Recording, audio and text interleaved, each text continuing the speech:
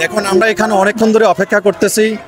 এই আন্দোলন কিসের আন্দোলন আমরা সেটা জানি না। আমরা রোগী নিয়ে আসছি, আমি ন্যাশনাল হার্ট ফাউন্ডেশন থেকে আসছি, মিরপুর থেকে। রোগী আছে গাড়িতে, কিন্তু এখন কিভাবে যাব, এখন যাবে কোথায়, রাস্তাঘাটের পরিস্থিতি কি, আর যখন তখন যে আন্দোলন হয় এগুলার আসলে কখন কোথায় কি হবে আমরা তো সাধারণ মানুষ বুঝতেছি না। আমরা আসে এখানে নির্বিবেকে পড়ে গেলাম, অনেকটা বিপদগ্রস্ত পড়ে গেলাম। তো এখানে প্রশাসনেরও কোনো মানে সহ অবস্থান দেখি না। ওনাদের যদি যৌক্তিক দাবি থাকে, এই দাবিটাকেও তো কথা বলার তো কোনো লোকজন দেখি না। কারণ সাধারণ মানুষ আমরা রাস্তায় পড়ে আছি।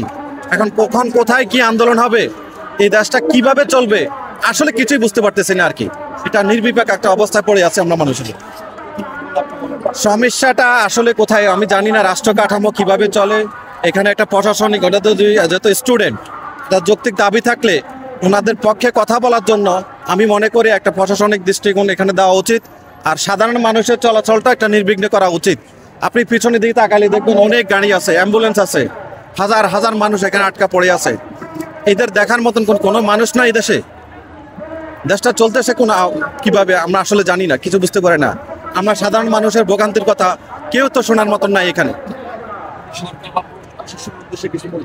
আমি অবশ্যই প্রশাসন দৃষ্টি আকর্ষণ করব, আপনারা বিষয়গুলোকে একটু ভালোভাবে নেন।